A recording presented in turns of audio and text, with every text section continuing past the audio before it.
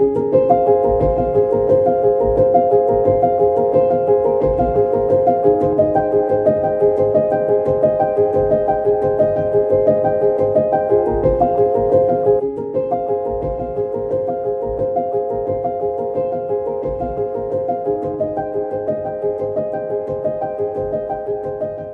knows there's a book coming on Barbadian UK migration.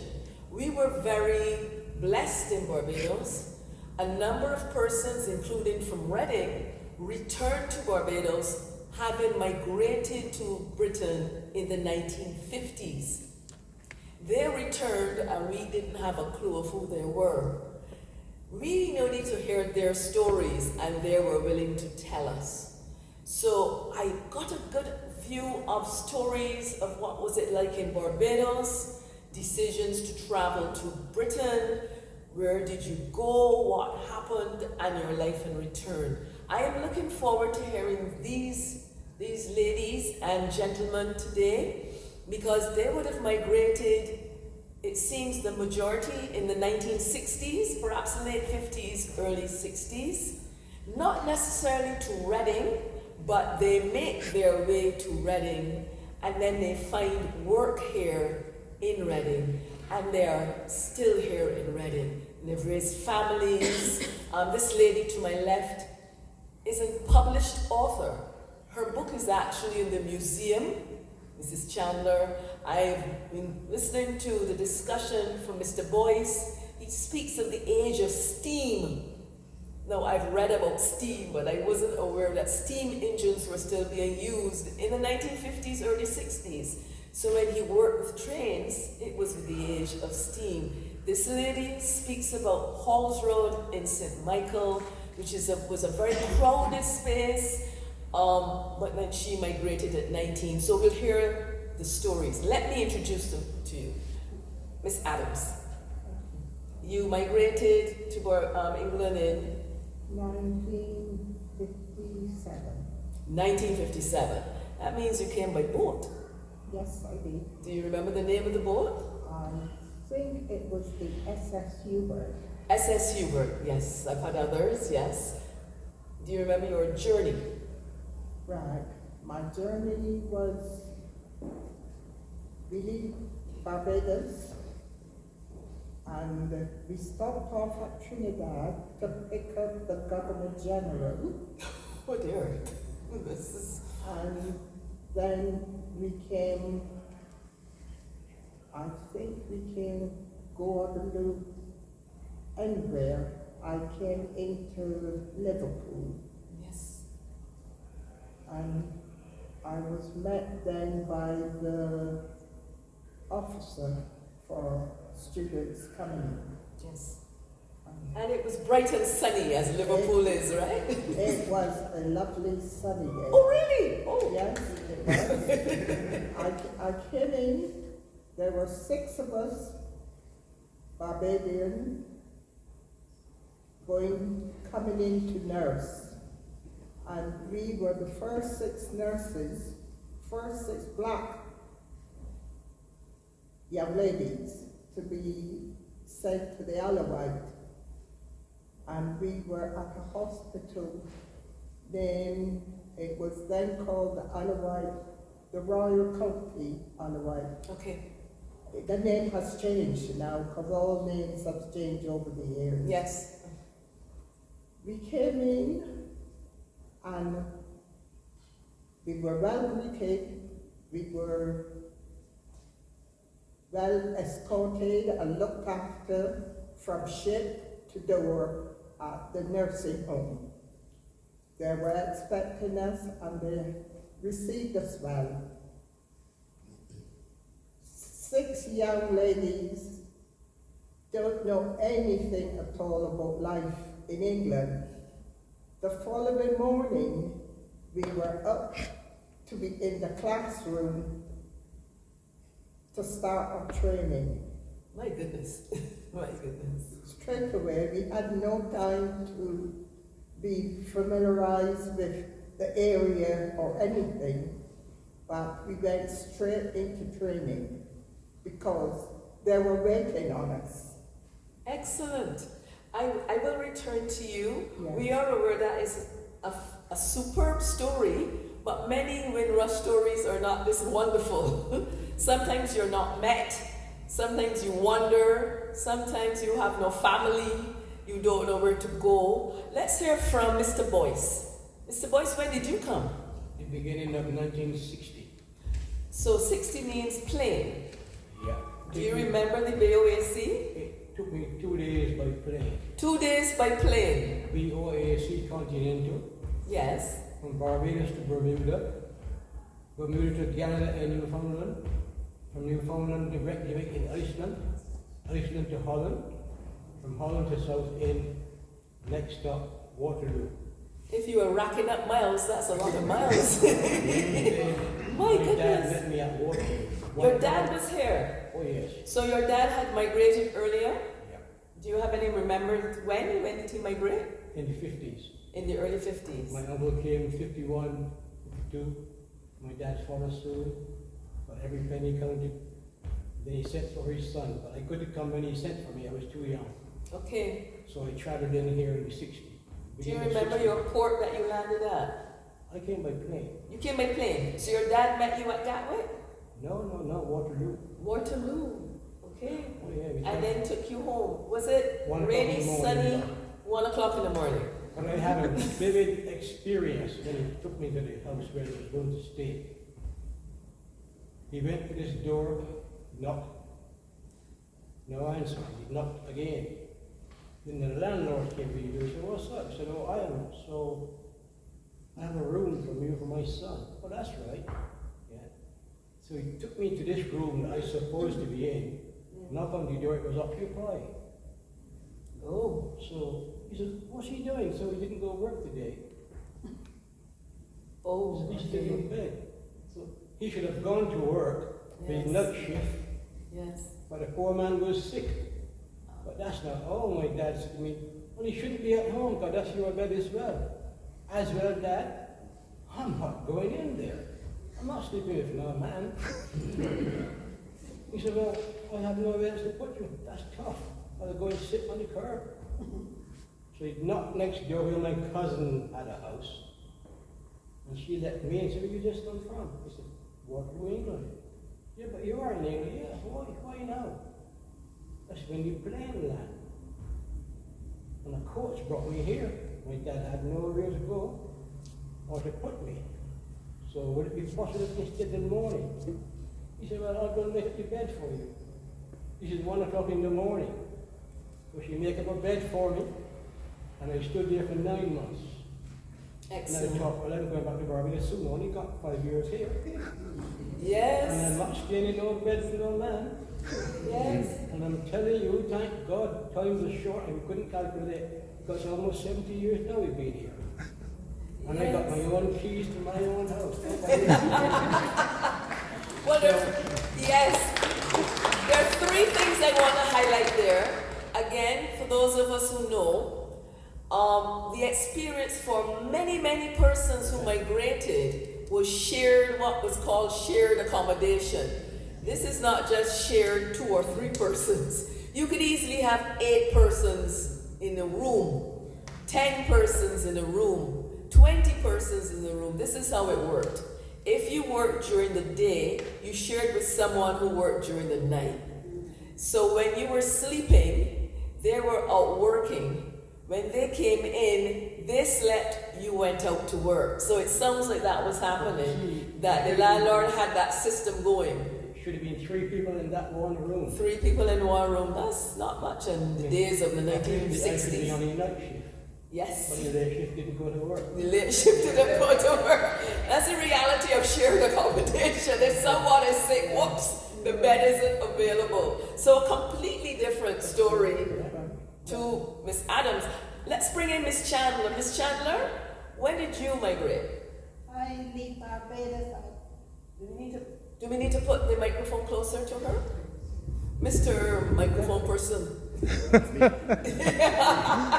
They said you were sound checking, so perhaps it needs to be a little closer to her. Yes, Miss Chandler, yes. Thank Go you. ahead. I leave Barbados on the 31st of October 1961. And I arrived in England on the 1st November that very year. I came into at Gatwick Airport. I leave Barbados in my late teens, I would say. So I have great love and respect for England because for me personally, I always say that I grew up and matured in this country. My husband, God rest his soul, he fell in love with me as a young girl growing up in Barbados. And my husband in those days, he brought me to this country. And I got married when I was 17 years old and 5 months. And we began our life together in this country.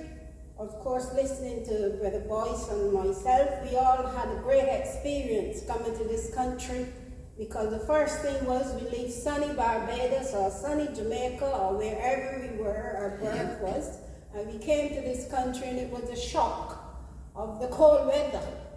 So when my husband met me, he met me with a cardigan, but the next day we had to go into town to get me all kitted out in these boots and coat, and of course coming from Barbados, not used to wearing these clothes, then I had to get into the habit of adjusting to a way of life. Again, I share with Ruben also with living accommodation, and that is something that we as Caribbean people, even if we lived in a shack in our country, we never had to share homes. And that was something we had to do when we came to this country in those days. We had to share everything, kitchen, and sometimes there were strangers in that home living with us and we never knew them because, again, we met different people from different countries. And one of the things that I thought of when I was asked to be a part of this role today was, of course, to go in to find a job. And the lady that lived in that house, she took me to a factory called Crimpy Crisp. And that was my first place to work. But the thing I've experienced there, that it wasn't just myself from Barbados, but I met people from Jamaica, St. Kitts, and Grenada. They were all like myself and us Caribbean. They all came to England, as we would say, to better our lives and to make a better way for our family in the Caribbean. So I got chatting to these women, and some of them were already married, and they leave their children behind because they said they wanted a future. And I am sure that for most of us here, I would say mature and grow up in this country because I am now in my late 70s. But God is good to me, and I've raised a family in this country, so my children are born in this country, but I still have a lot of memories of my country because it's there where my life began, and I am grateful that I am here today, and I'm here to witness the Windrush generation, and as a part of that generation, myself, we shared a lot of time together. We spent a lot of time together. And people like us today, we have a lot to be grateful for because we come here and we lived in rented accommodations on myself, and sometimes landlords would sometimes give us notice and we had to shift from room to room and live in different circumstances and different strange people and one cooker, and we all had to use the same cooker. And sometimes we had to wait for, would call it 4 holes on a cooker. Yes. And sometimes we had to wait till one person finished cook or use that cooker, that little hole. And then we would have to cook. And then we had to clean the cooker. We had to leave the cooker clean because everything had to be immaculate clean for the other person. And then we had to share the rooms. We had to do everything together. And that wasn't easy for us, but we learn from our experience and we move on. Because then we would save up our little bits of money, and then we would start to go and try and find a home of our own. And even then, when we found a home, we would take in a lodger. Because that way we earn a little bit more money. A lodger would help us then to take that money and help furnish that house, and everything was different in those days. But I am sure each one of us here this afternoon, we have a story to tell of our lives, leaving our warm, sunny islands and coming into England. And then, of course, course, we were told that England was short of workers. So we were the ones that came here and filled the gaps. The factories, I could list Huntley Born and Stephen. But I need you to pause a minute. I want to hear, what memories do you have of growing up in Barbados? Were you there when we had a great hurricane in 1955. It's possible that all of you were there. Yes. Do you have memories of that? Do you have memories of being in school? Just let's hear the background and then we come back to England. Miss Adams. Yes. In 50, do you mean Hurricane Jeanette? Hurricane Jeanette. Yes, I was still at school, and it was terrible for most people. Okay. Yes, because lots of people lose their homes and life became very hard for them. I was still at school. Luckily for the people in my area, they were not too badly affected. So there weren't much of having to move into other areas to live, because lots of people lose their homes and they had to go on to government schemes where they provide accommodation for them. Yes. I continued my schooling. I was one of the first pupils to attend the first modern secondary school, which was St. Lawrence. Yes, it was.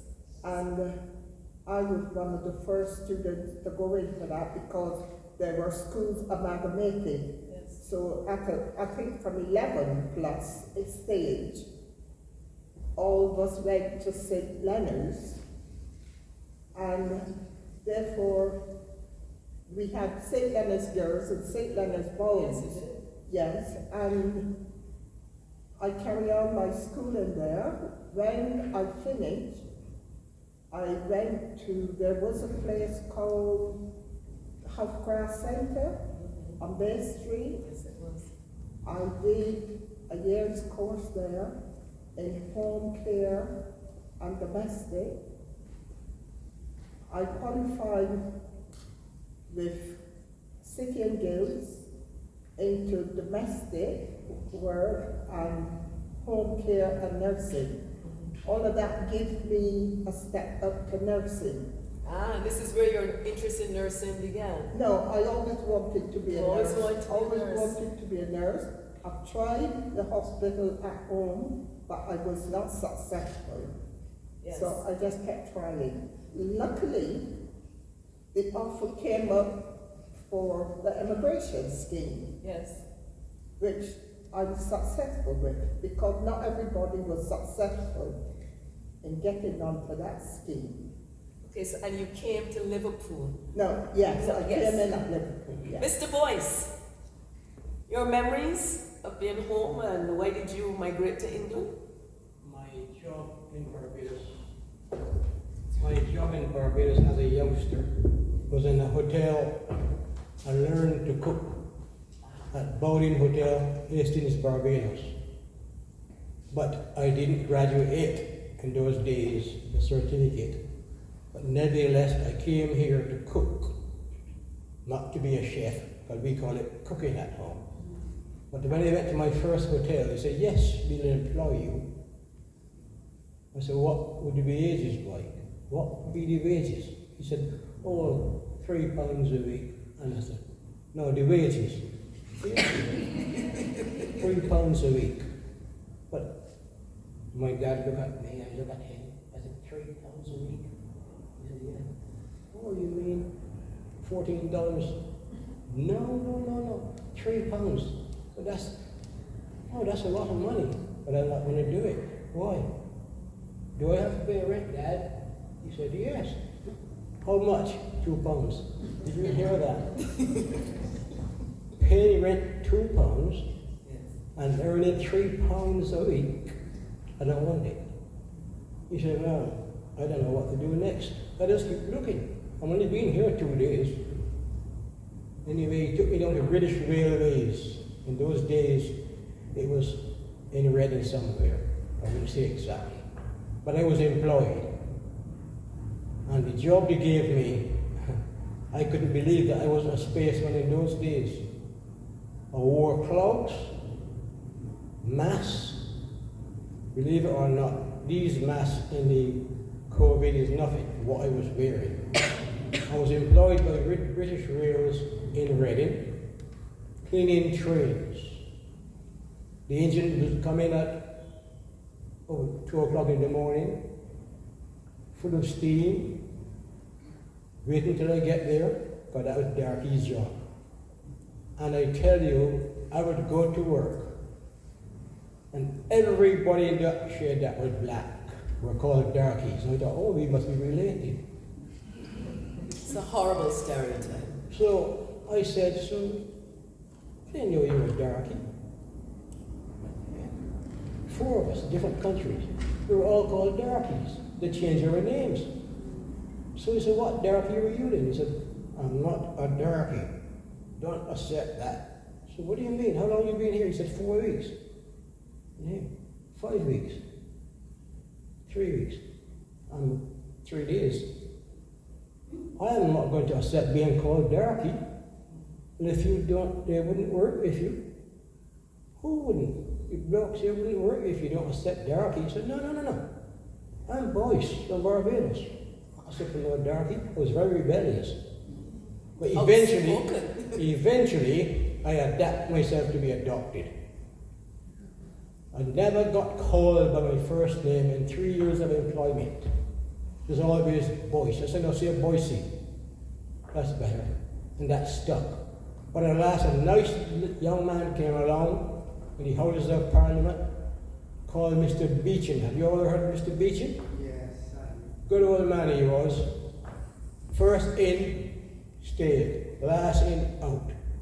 So I had to leave my job on British Railways, not British Rail, British Railways then. And I had a job in Thatcher. But this is where my story comes in, between the races.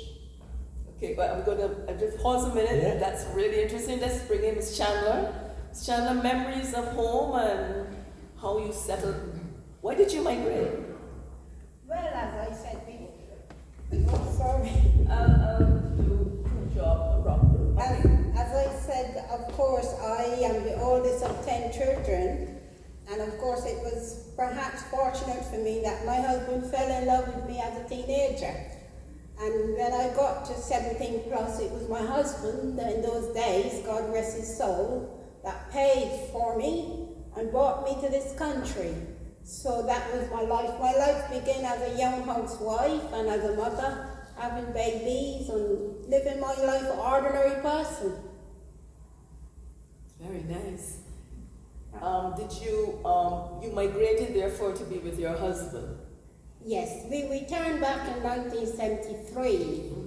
But when we returned back, we found, although people would say Barbados have changed, after living in this country and adapting to the British way of life, we felt uncomfortable. So then we decided we're not going to stay, and we returned back again to this country. And then we bought our second home in this country, and we remained here until his death. And even though he's passed away now, I adapt myself to the way of life with my children, and I've got grandchildren, and we are happy. Yes, this captures another example. Many people migrated to Britain, and then sometimes if you're a nurse, you may opt to further migrate onto the United States. Or we do know of nurses who migrated to Canada and then again to the United States. So you have choices in the 1960s and 70s. You can stay, make your family here. You could return home like this lady says she's done. You can re-return, as this lady has done, or move on to America or move on to Canada. So if you have stayed, we are very glad you've stayed, then the stories are you remained in Reading and made your life here. Can you tell me what Reading was like when you were here at first, Miss Adams? Right, I Reading. Reading. Yes. Because you were in Liverpool. I'm trying to think. Reading, right. Liverpool, I Reading. lived on the Isle of Wight for 2 years, 2 years. where I started my training, because I'm a trained nurse. And I came to Reading then 2 years. And after living on the Isle of Wight, which was a very nice place to be at that time. The people over there were friendly because it was a naval setting. You got Isle of Wight, you got Portsmouth, where you got all your sailors and ships and everything. So the people did a lot of traveling. So they were not so naive about people coming in from outside. But yes, Reading. Reading is a nice place. The people in Reading did not really welcome you all that well, but they never get into your way. Okay. I don't know how you want to take that. Yes, you're living here, you stay there, but you stay your side and I stay my side. Okay. And that went on for a number of years until you say, you know, we all had family growing up then and things started changing. But Reading is a very conservative part of England, but it is a nice place to live. It's conservative, it's expensive, but you can live. Mr. Boyce, Reading, your memories of Reading in those early days? The whole lot. I would not change Reading to go anywhere else in England to live. I spent my entire youth here, and now I'm in my 80s. I wouldn't leave Reading to go back to Barbados to live. Everything I've learned here in Reading, UK. When I got married 63 years ago, I made this my home and I haven't changed. I go to Barbados many times, but I still want to get back to Reading by nightfall. And as I said, I wouldn't change now. My roots is in Barbados, but my life is here. My children, God bless them, they're very aged now. I wouldn't say how old they are, but they might be listening to me. They say the walls have secrets, and the walls tell tales. But I wouldn't talk about that. But I left British Railways where I was working in 1963. And this is a tale about the tale. Okay. I could remember working in Patcham, Berkshire in 1963. And when I finished work one day in November that year, I went to the bus stop, I got the bus, and I had to stand up and detail this one to you. Sure. I'll raise the bar a little.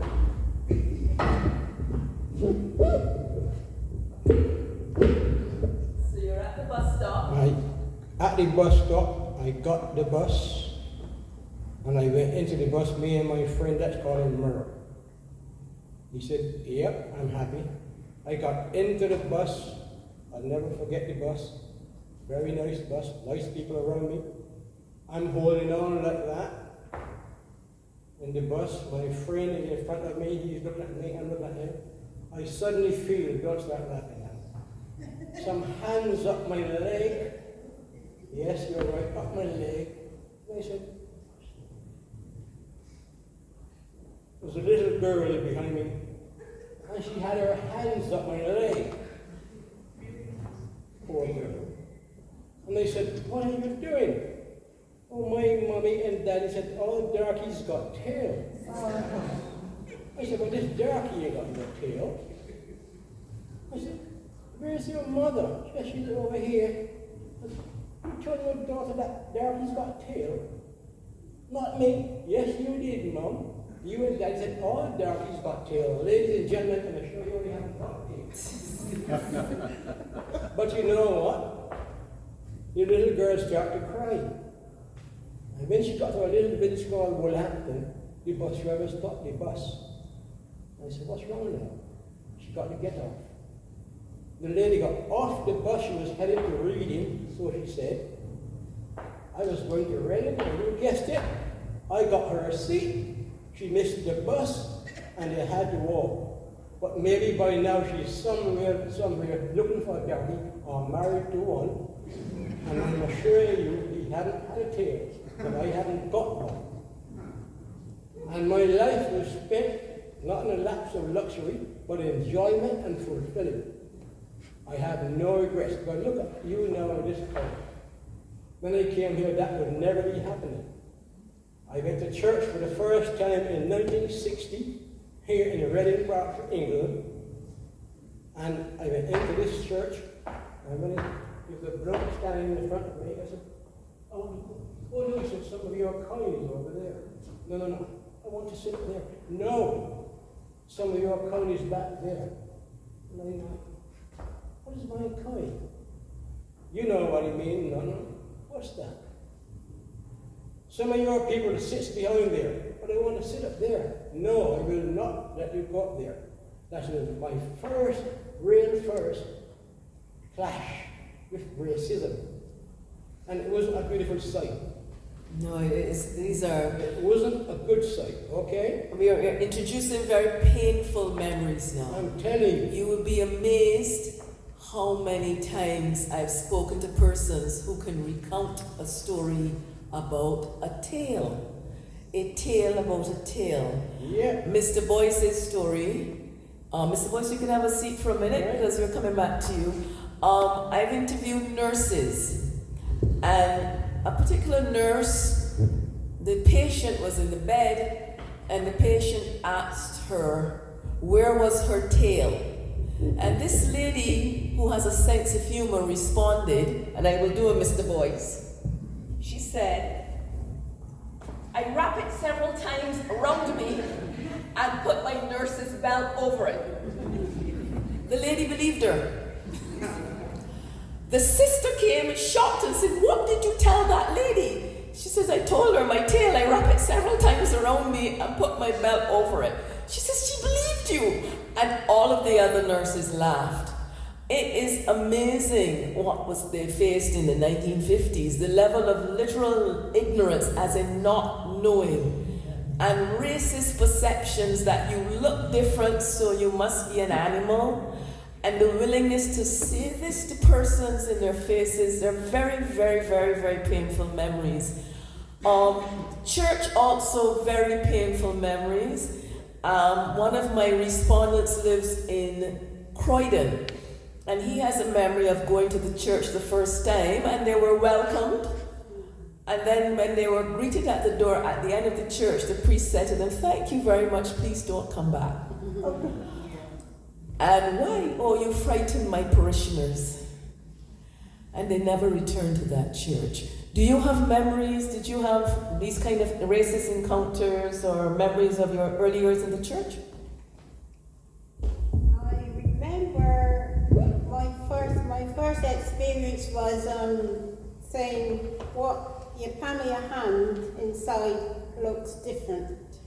That was what I came up against at times. Why it is that your hands on top are darker than the inside of your hand. I remember that being said, ask me once. And I've heard many stories of people talking about going into a church and being told that your church is further down the road. And that's why so many Caribbean people then, back in the late 60s, began to form their own churches from in their homes, because being told you couldn't get into the English church because you're different colour. So most of our Caribbean people started out keeping church in the front room, a little front room in our houses, where people then our own people would gather in that house to begin to start church. And as it developed and the crowd began to come in, sometimes they would manage to rent a building, like a hall, and started their own ministry there.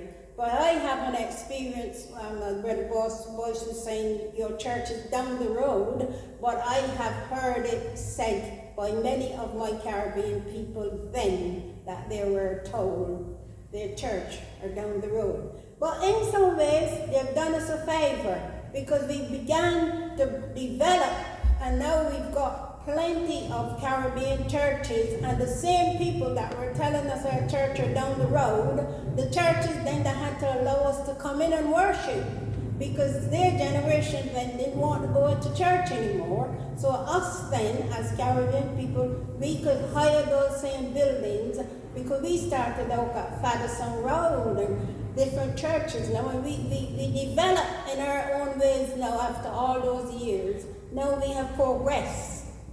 It's sad how our lives began then, coming from Barbados and different parts of the Caribbean, but we have developed. And speaking for me personally, I have England, although it's cold, I must say, it has done a lot for me personally, because then as I grew older, and I'm very ambitious, I would say, in my own way. We had the college and various places, their centers, so then I could use my time skillfully to put my children into school and go into Wilson College and sat down and learn again, went back to school afresh. Because what I've lost and missed in Barbados, I used my time to go into college and study different lessons and study different subjects, and perhaps today, that made me the person I am, because I developed in my life as I grow older. I'm not ashamed to say it. Now I'm an ordained, trained Methodist lay preacher. Oh, wow. That I did not know. I'm here sitting with you because I don't like to show. I'm the chaplain to Reading Borough Council for the past 23 years. And they have allowed me a pass and a badge. And I say to people, I'm not boasting, but I say to people, I'm honored to be able to serve in my local government building with a pass and a badge. I've exchanged 5 different chief execs. And when the execs come in as new, they're told a chaplain on site. And I have to go and sit in with them and talk to them. And sometimes they book appointments with me to ask me how their staff are doing. So although sometimes, yes, we get fed up with the cold, but me personally, I use my time and my skills and my ambition to further my life. Excellent, excellent. I think now that we're looking at painful memories, it was quite a shock. At home, they would have learnt from their schooling that Britain welcomed all. They were taught British history. They were told that the streets were paved with gold. Really, that did happen. And then got the shock when they came here and the streets were not paved with gold. In many ways, they were tricked to migrating here, but also they were British. This is important. The British Empire, they were members of the British Empire. And they were called to arms almost. Come help us, we need you. So they're here because they were invited to be here. We just had that horrific incident in 2018 with passports. But from my research, I know that everyone who came from Barbados received a passport. You could not get on that boat, in the case, or get on that plane without a passport. So that's an unfortunate incident. Regards the church, that was very painful for many Windrush persons because they came from spaces. Some were Church of England, many of them were Church of England, a few were Roman Catholics, some were Methodists. But the church was a space that they could retreat to. So coming into England and being blocked access to the church was very painful for many persons. I interviewed one gentleman, he's passed now. He was a Methodist, and he came with his card saying he was a member of the Methodist Church. He was told, present it when you're in England. He was in Ipswich, and he presented it. And unfortunately, the priest said, what's that? No, go away. So racism in all means and ways. If you were in London, you had to tackle the Teddy Boys, who especially targeted West Indians for some reason for their racist antics. However, times have changed. I was just here in June. The Bishop of Croydon is a Barbadian-born lady, black lady who grew up in Coventry. She is now the Bishop of Croydon, Dr. Rosemary Mallet. I watched her install the new reverend for the Church St. Matthew's in Croydon, and I thought, whoa, look how things have changed. Culture changes, it's taken a while. We can openly discuss these painful memories now. It has taken a while. There has been progress. I am going to open the floor briefly. Is there anyone who has a tale of migrating? I know there's a lady here whose parents were married in this church. Perhaps you would like to speak to it. I know Miss Harvey is here who migrated in 1966. Would anyone like to talk? I'll unwrap this microphone. If you want to further share with us, by all means. Sorry? Oh, okay, you're invited to come because it'll take me a while to unwrap this and God knows what will happen to the sound. Yes, Miss Harvey. Miss Harvey migrated to England in 1966.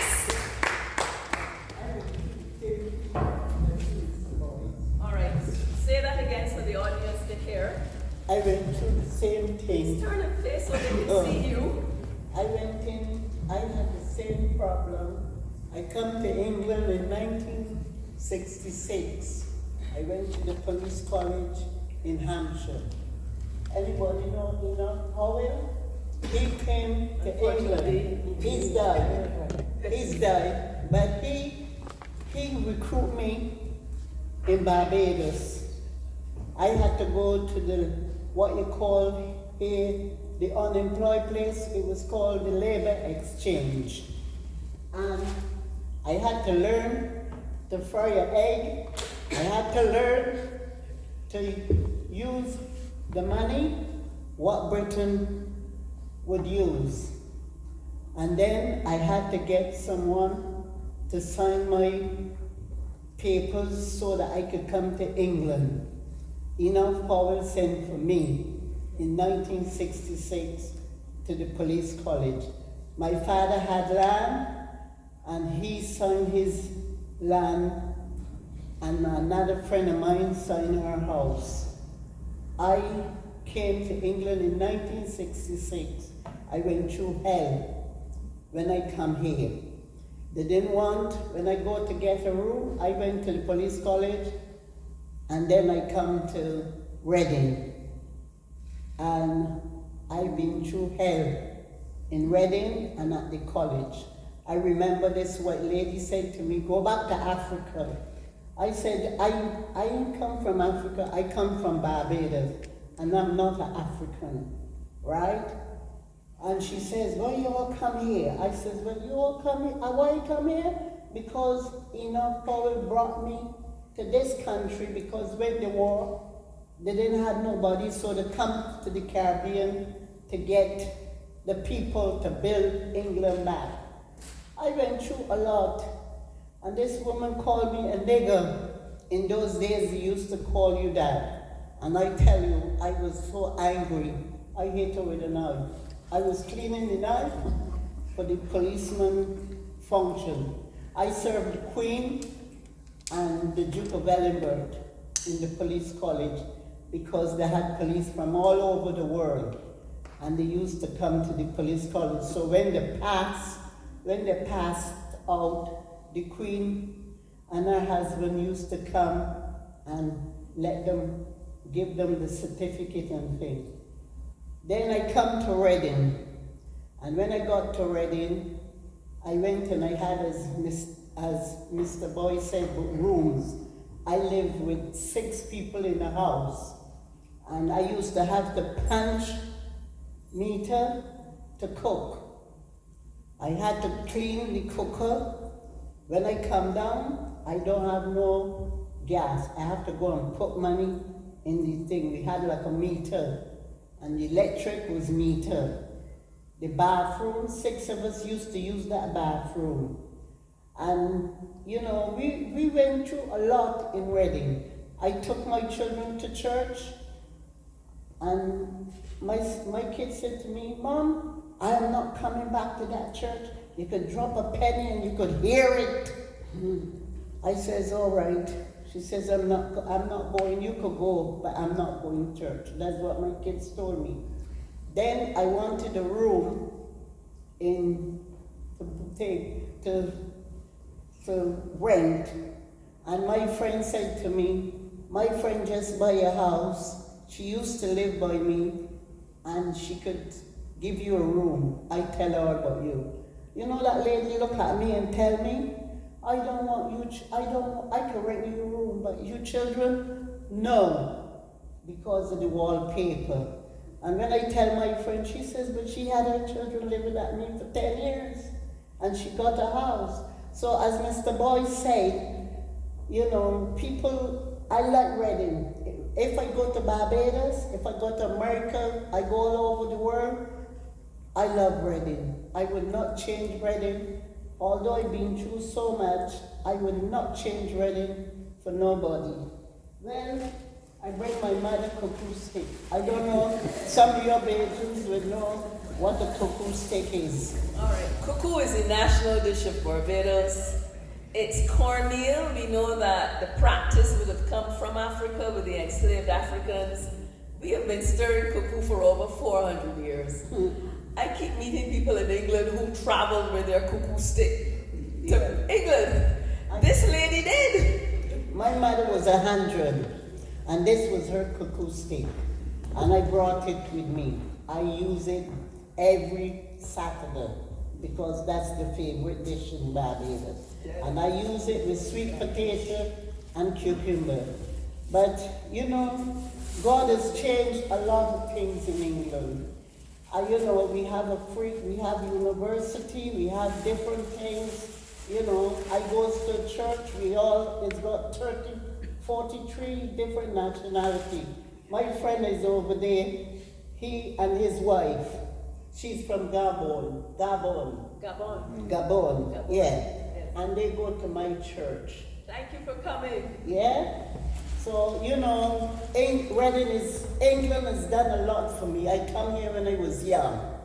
But some of the people, English people, used to look at me and rub my skin and say, oh, the chocolate is not coming off. All of those things, you know, but we passed that. You know? That's lack of knowledge. I came here in England. I was a student at the University of Warwick, and that was in the early 90s. And some of the cleaners kept saying, you Caribbean people and African people, you leave the bathrooms. We were accused of dirtying the bathrooms, and we said, no, we literally went to the bathroom with Clorox, Vim, scrubbing material, etc. We scrubbed it down. They were convinced, and it's a stereotype, oh, your skin comes off. Our skin wasn't coming off, this was impossible. But that stereotype, that racist stereotype was still there in the 1990s.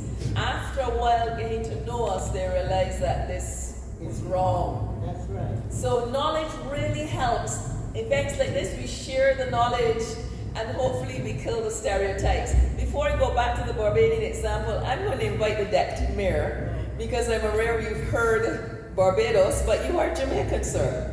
And you have memories that you would have had from your dad about him being here. Would you like to just come and share them with us, please? Thank you very, very, very, that was lovely. Thank you very much, Ms. Harvey.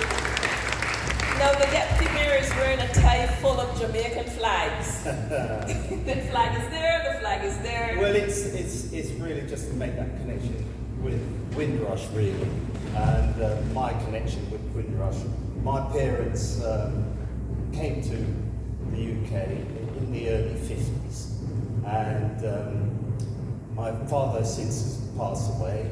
My mother's still going strong, and they went through what we all know most Windrush generation gone through. They came here with great ambition, with a lot of enthusiasm, trepidation, and then they were met with the realities.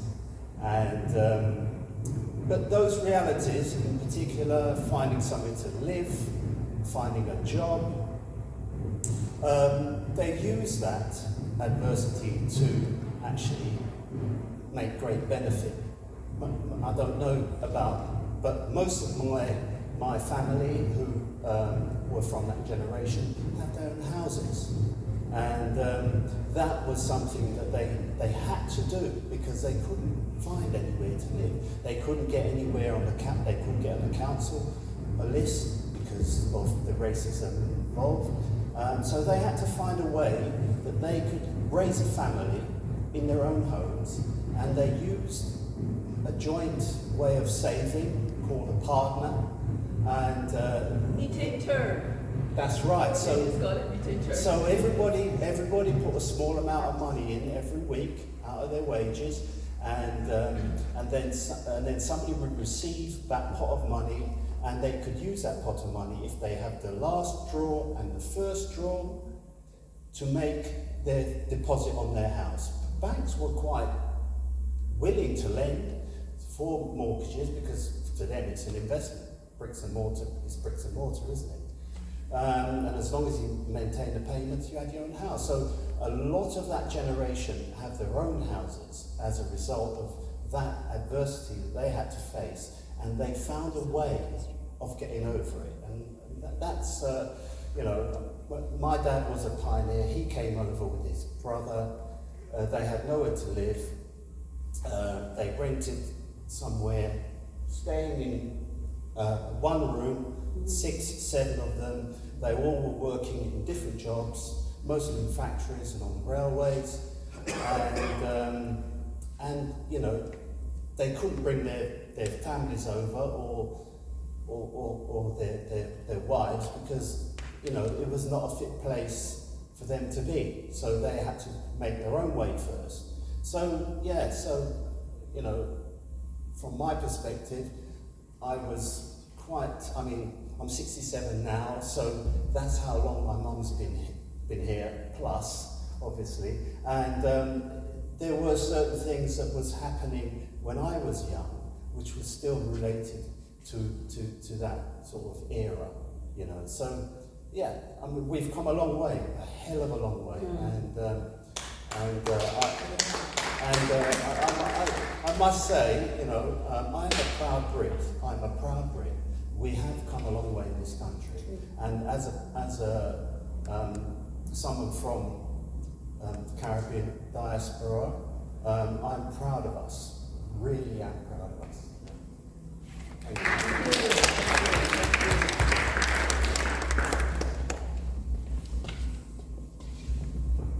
Yes, so we're back to Miss Adams. You've moved from Liverpool to Reading. Did you continue to nurse here? Right. I never lived in Liverpool. Oh, that's true. You landed at Liverpool, Yes. you lived in the Isle of Wight. Lived in the Isle of Wight.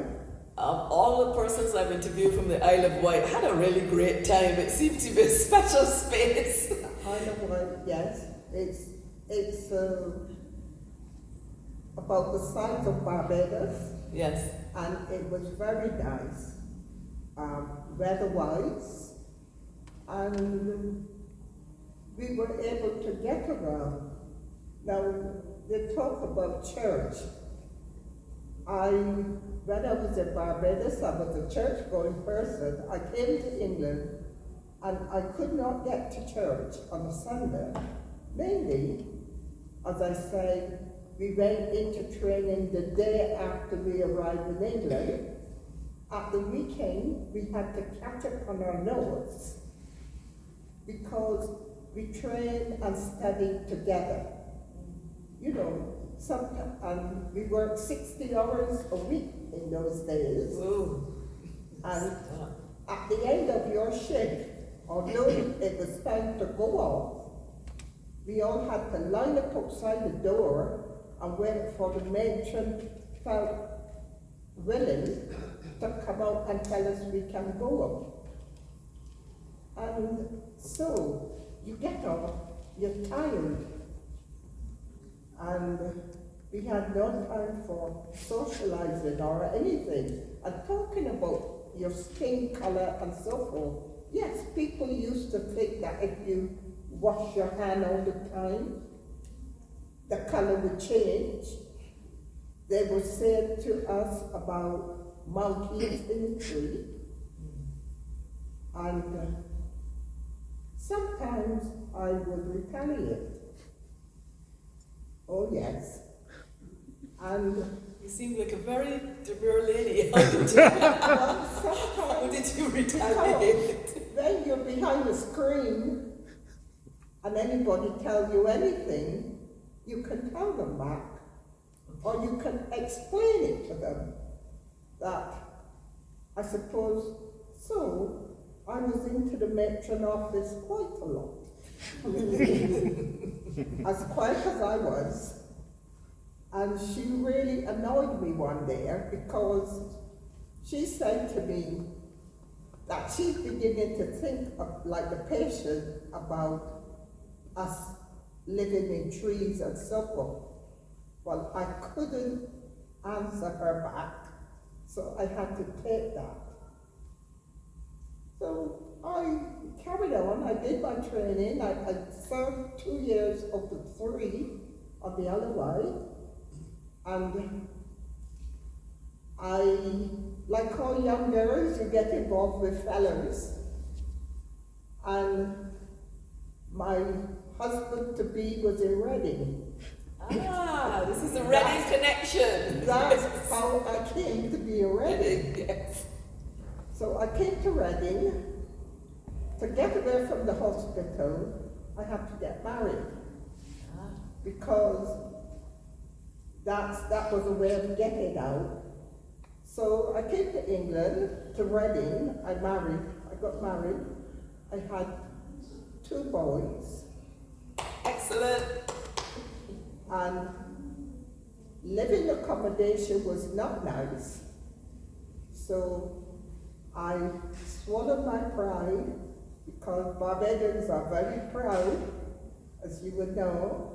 Your parents send you out to do something, they weren't expecting to have your children back. So I swallowed my pride and went back to Barbados and leave my 2 boys with my parents. And came back, proceed my nursing career, because I always say I didn't come to England for a family. I came to England to train to be a nurse. Yes. And I carried on nursing then. I couldn't get into the Reading Hospital because it was not easy. So I said to myself, I am going to finish my training if I have to go to Scotland. But I didn't get as far as Scotland. I managed to get to Nottingham. So I went on to Nottingham then and spent 2 years in Nottingham. So I qualified then as a general nurse. All this time I still wasn't fully living in Reading because I was living in nursing homes. I was still very protected under the nursing situation. So I had this blanket around me all the time. I must say I never had too much of the problems that I hear lots of my other people has had. Yes, I'm told the nurses were protected. Yes, that's the thing, we were protected. Protected. Yes. And I did that. Then I came a bit nearer to Reading. I went to, there was a little hospital just outside Maidenhead called the Canadian Red Cross Hospital. Do we know it? Now I don't think many people knows about that hospital. Okay. And I did my midwifery there. So then I came back into Reading after I was fully qualified. And we bought our own home. Excellent, excellent. Yes. And I had one more addition to my family. I had a girl then. And I continued living in Reading because I'm based in Reading. I had something to keep me in Reading then. May I share with you, her granddaughter and her great-grand are here. Would you stand, please? I met her. Yes, there we are. And the little one. Hello. So this is the result. Okay, Reading is known as a place where Barbadians do have fun. Yes. I keep hearing from Barbadians in London that in the 70s, 60s, 70s, 80s, you would drive up to Reading because the best parties were here, the best gatherings were here. Mr. Boyce, do you have memories of this? Peace loving. I don't know what that means. It has changed tenfold. Because when I first came here, and you go into a shop, and you begin to look around to see who do you recognize. If you don't recognize anybody, then you wouldn't buy anything, you want to go back out. Because it was so conservative-minded. I don't mean in a political manner. Everybody mind their own business. If you get too forward, then I'm afraid you'll be told off. You have to be very, very conservative. But nevertheless, we adapt ourselves to be adopted. And I thank God that I did. Because now I can walk with my head held high. Never was stopped by a policeman for misdemeanor. And I have no intention at my age, in my 80s, to do that. So thanks to the people of Reading of all So the officers present, you don't need to arrest anyone. Did you play cricket? Did you play football? How did you have fun? What Going did to you do church, for fun? I was ordained a minister in 1983 in the church. Oh my goodness, two ministers. So I am What are a the bit, odds? I'm a bit non-political. Okay. I'm more on the church grounds. Yes. You understand? Because Yes. it keeps me sane. And even now I should be at church tomorrow by the grace of God if all goes well.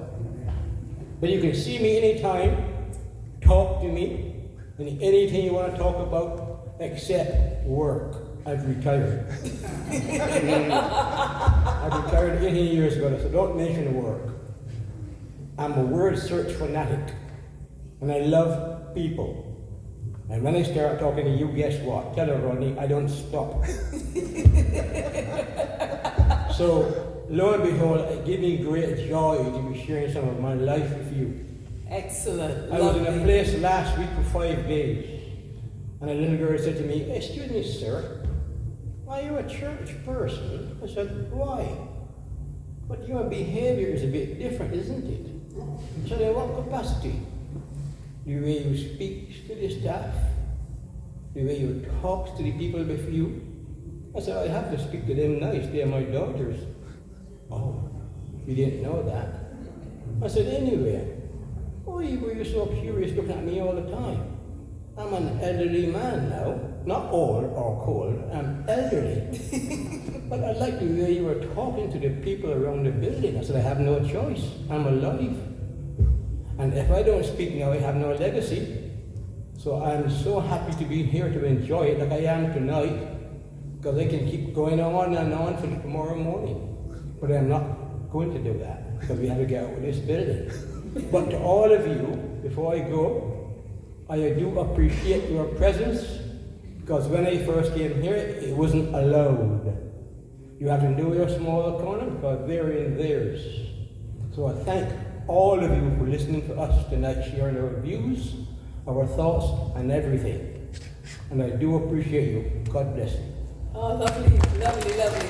Rodney, do we have time or we need to wrap up? Tell me. I think we've got 10 minutes. You put up 5 fingers. All right then.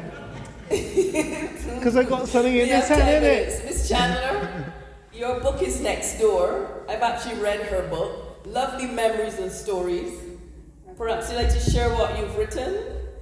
Yes, the reason why I wrote that book also was to help doctrinate my children, because I always said to my children and told them my stories of Barbados and how I was brought up. So I felt if you say something, sometime you tell your children or you say it to a colleague, they might forget. But when you put it in writing, it's there forever. So for me personally, I am grateful and thankful for those of you who have purchased the book. But my whole attitude was to document it. Even when I'm gone, my children can't say, Mom never told us. Read it and learn and let it digest what your mom, not that I had a hard life, but because my mom had, I'm the eldest of 10 children, of course I was the one having to help look after my brothers and sisters. And because of that, that's why I said earlier on, I went back into college in England, because my education had to stop when I went to Standard 5 in school in Barbados to help nurture my brothers and sisters that my parents could go to work. So I felt that I was missing something and I wanted to do more for myself. And I am thankful that I followed my feelings and I took all the time I had after my children all went to school. I spent my time in books. Even today, I love reading books. I love reading newspapers. I love listening to the news.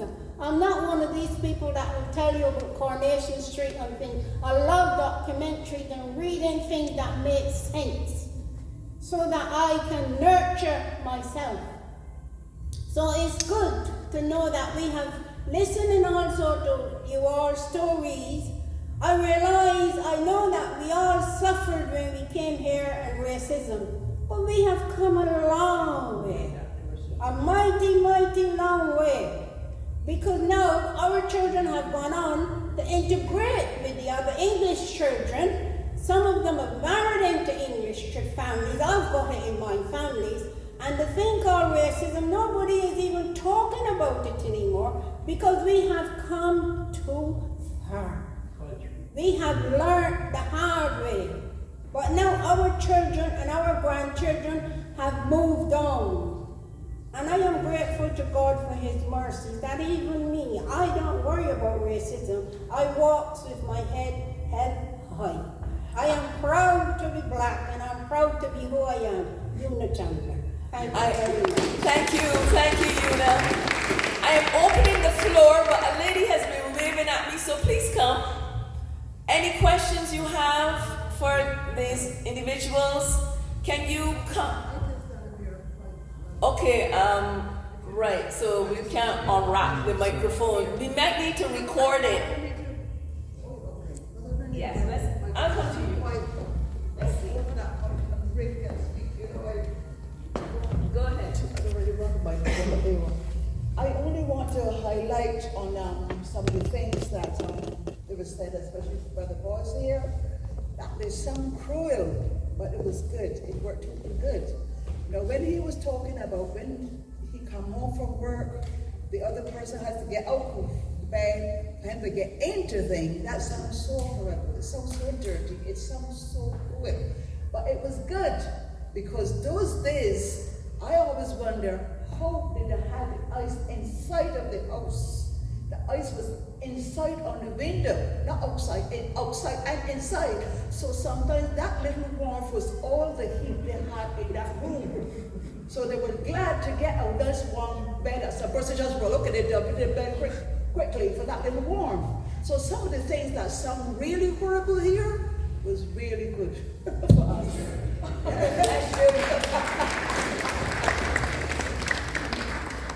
Would anyone else like to come up and share or ask a question? Any generation? And yes, sir, Deputy Mayor. Well, you need to come because they're going to it's recording. There's one little thing I think that maybe I can add is that when I was a youngster, we used to have lots of parties. Every week we used to go to a party, and I was down there, and my mum used to bring my pajamas, and she used to put our pajamas on, And my dad used to, on the way back, 2 o'clock in the morning or whatever time it was, he used to lift us out of the car, take us up to our beds. Because all of the entertainment back then was all family entertainment. You would go and visit your uncle, you would go and visit your cousin. My parents never used to go out to the pub. They never used to go to any clubs or anything like that. It was all family entertainment. I thought I'd mention that. Yes. Yes, sir. I've heard about the parties and the Bajan fish cakes and sweet bread and the rice and peas and the beef stew and the chicken.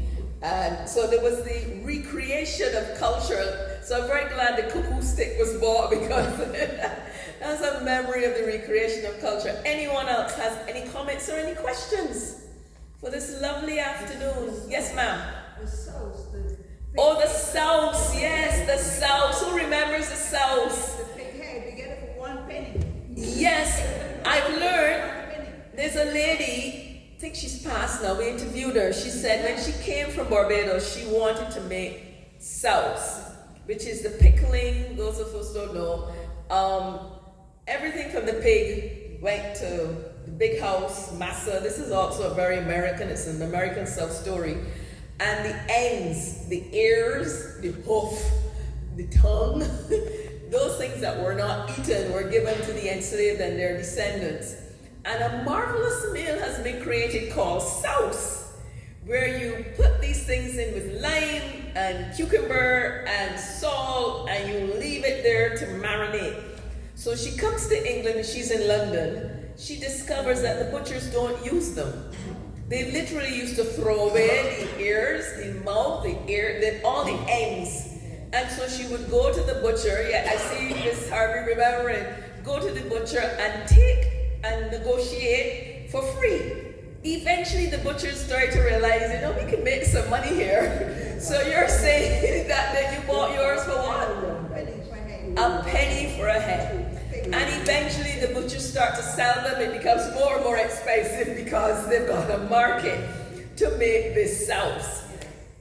And I recently just had a visit from a professor and his wife, and my students took them out for sauce in St. John. And I came and found the wife eating lamb. And I said, ma'am, the thing is sauce. She says, I'm from South Carolina. We eat sauce.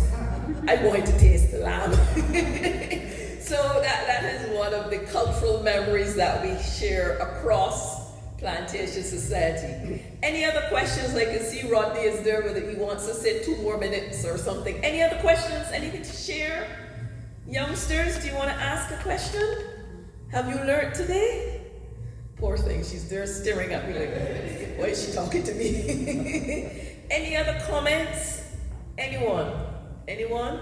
Culturally, ma'am, please come. This is the police force who told me they are not here to arrest anyone. Go ahead. so I'm also an immigrant. I migrated from Spain, and culturally there was a huge barrier for me to get adapted. I really struggled to make friends because it was just so different. So my question is, how did you overcome it, and where did you find a place where you were able to find each other? Did you hear that? Let's say it again. So how did you overcome the difference? Yes. The strangeness? Yes, the strangers are overcoming a cultural barrier, and from what you've told, a lot of it was family-based, but how would you find the different families? Okay. Yes, I can answer that. I overcome the differences by mixing with all nations, all colors, and speak on every subject. You have to be very wise up to talk up. If you go into a crowd and not able to speak and hold your own, then you are lost. But I have enough memories here tonight. If I wasn't invited, then I would be at home watching TV or that watching me. But having the mixed crowd, it gave me a chance to continue the road I'm traveling. So by mixing, listen, I can go on and on and on, because this is different. You have to adapt yourself to be adopted. So I'll get into the conversation and try my utmost to take in as much as I can. Because believe me, my kids will say, Dad, what went on? Did you get a chance to talk, Dad? Yes. Did they understand you? Yes. What did you speak about? Privacy, you should have been there. So I am grateful. You are at liberty to share your views. I am too old to be cold now. So I can take it in and I can give it out. You only get that way by mixing. You cannot stay on the shore and say the water is cold. You have to go into the water to feel the warmth of it. I am in this crowd. You are here. You learn a bit from us. We learn a bit from you. So if you have anything to say, speak up. Mr. Vice, would you pass on to Ms. Chandler? She looks like she wants to make a comment, and yourself. I think also, as the lady saying about friends, it's happened with a lot of us people as Caribbeans. Sometimes when we lived in a home, when we came to England and sharing that home, you had the different culture people. So you sort of became friends, and that's how we made friends with different people, not only from our country, but we got to know people. For me, for instance, I'll go out and about because I love traveling. And I'll make friends when I'm away from home. I go to coaching holidays. And then these friends begin to write me letters. So I'm forever writing back my friends and corresponding. So I think sometimes it happens when you're together and your spirit draws to another person and you become warm to each other. And that's how friendship begins. And you might find you're lonely at times, but living in the homes where when we first came to England, as we keep going over this subject, but I think that's how we all got to know Jamaicans and Grenadians and the other culture people. There were same Caribbean people just from different islands, but we all made friends, and again we taught our children, or be my children just the same like I am. Wherever they go, they make friends and correspond and keep in touch, especially these modern days. And people nowadays, they're always on the mobile phone and technology and things have changed. But I hope everything goes well, and I hope you've learned from our experience here this afternoon. And I wish you all the best and that things will happen for you. Thank you. Well, I think the most important thing for us all to grasp is, as a family, be together. Because you find so many families are being pulled apart for one reason or another. And if outsiders see us as a family living in unity, they will be inclined to join us. And that's it, just be nice to each other. Oh, wonderful. Yeah. All right, that's nice. All right, folks, I can see Rodney's done the zero. Yes, sir, come. Short one, Andy.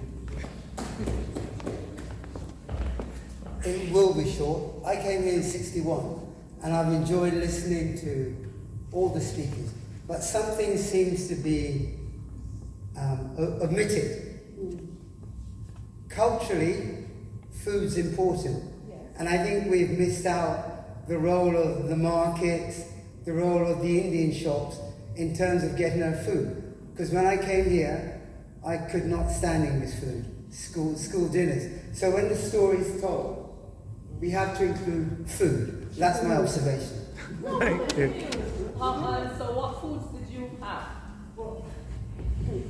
Well, the English did not season their food. So if you're a Caribbean person, you're presented with something that don't have no taste, you add salt to it to get some flavor. You don't want to eat that. And I know at a personal level, I didn't eat out because the food was dreadful. Even as a student in London, I wouldn't eat out.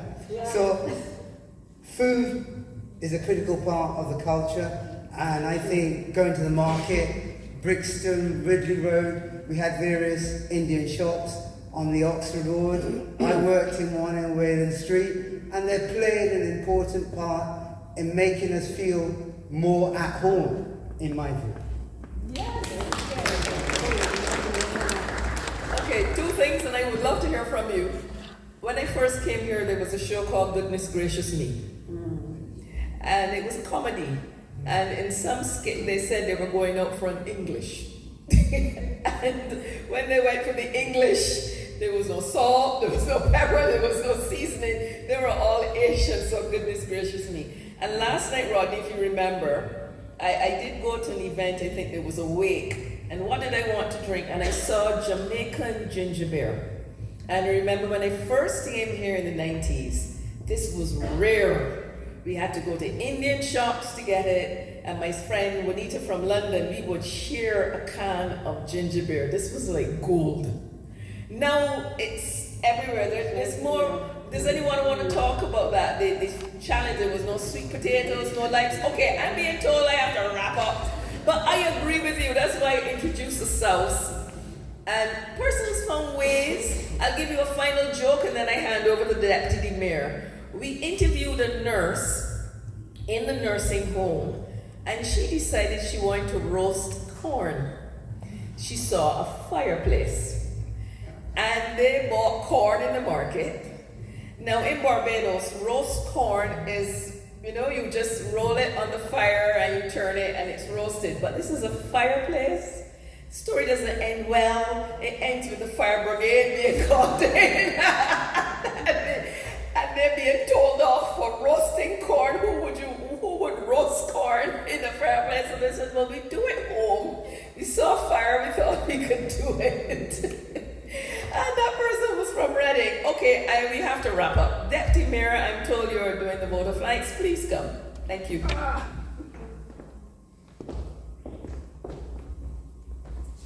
Okay, well, thanks everybody for coming, first of all. Oh dear, I'm dead. Oh dear. Let's ad lib then. I'm dead. Ad-lib, okay. Well, thanks very much for our facilitator today. Wonderful to hear. Fantastic job. Thank you. Miss Adams, Chandler, and Mr. Boyce. Thank you. Our elders and their stories that reflected, how it was back then. And we should take these stories away with us, and maybe, if we have children, let our children know, about their grandmother, father, great-grandmother, father. And thanks for Mr. Harewood for arranging all this. Very well done. Yeah. Thank you. Thank you, everyone.